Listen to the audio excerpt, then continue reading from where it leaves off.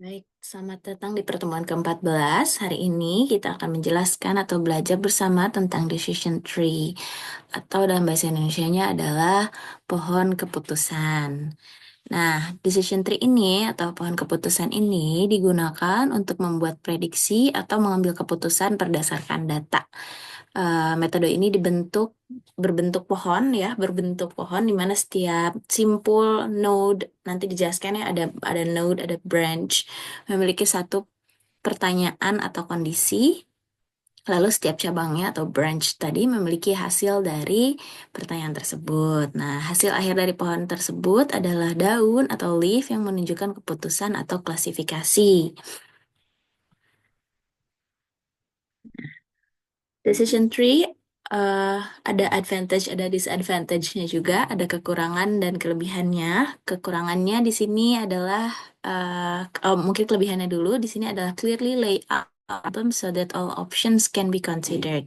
Jadi bisa terlihat ya problemnya apa dan juga options-nya apa terlihat karena kita membuat mapping dari problem tersebut. Lalu allow manager to analyze fully the possible consequences and risk of decision. Di sini teman-teman juga sebagai managers bisa tahu possible consequences, dari sebuah decision atau risk dari sebuah decision. Lalu provide a framework to quantify the values of outcome and probability of achieving them. Jadi tadi kalau misalnya membicarakan tentang decision tree, pengambilan keputusannya memang secara kuantitatif atau secara angka ya, ada datanya. Decision tree give an easy to understand visual representation of the problem.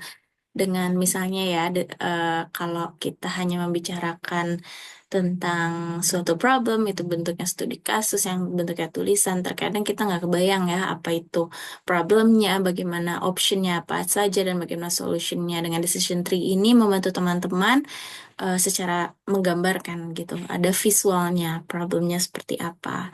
Disadvantage, tentunya ada beberapa disadvantages. Di sini ada oversimplify decision by focusing on finances.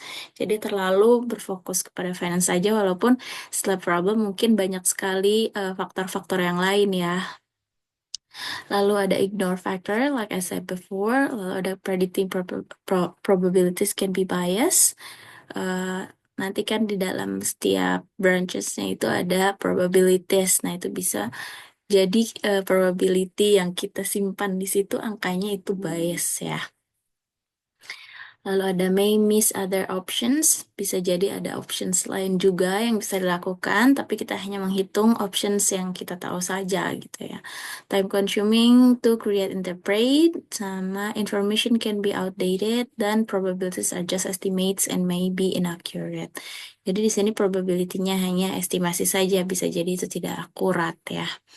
Nah, dalam decision tree ini atau tree diagram ada beberapa gambaran apa namanya fungsinya ya, visual representation of decision and their possible consequences, terus help and decision making under uncertainty. Ini membantu teman-teman untuk membuat keputusan saat adanya ketidakpastian, sama each path represent a scenario. Kita coba lihat ya.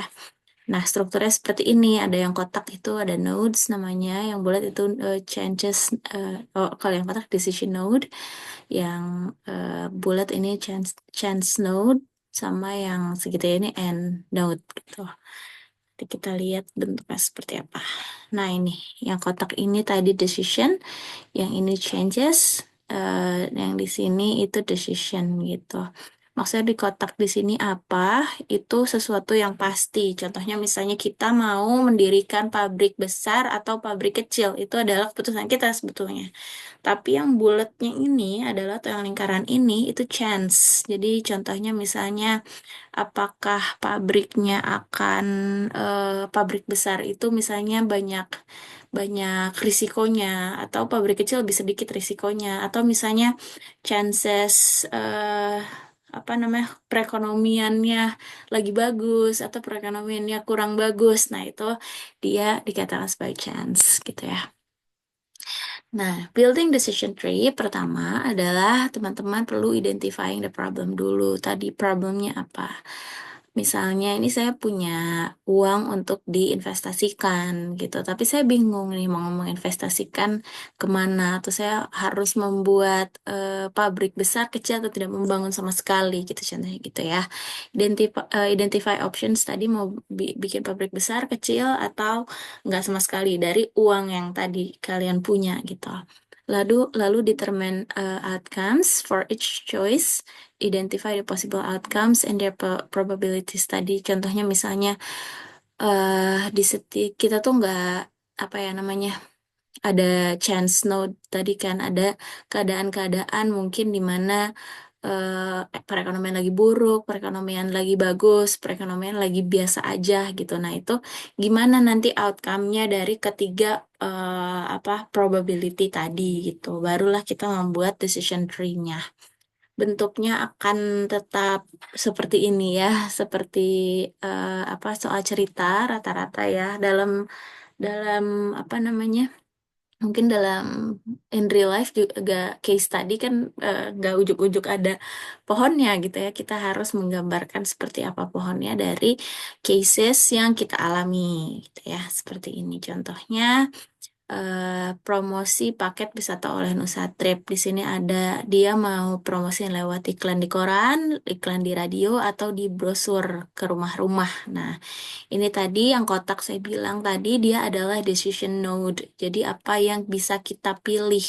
Baru di sini ada kemungkinan sukses atau gagal. Itu decision maksud saya chance node gitu ya.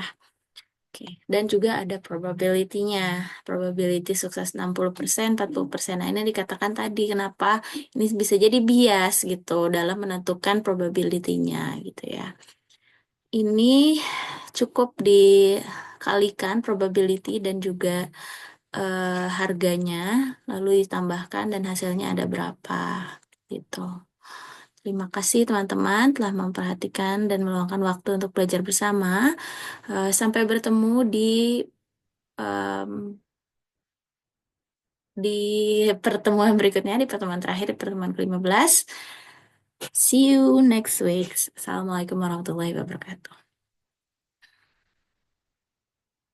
Wait, recording.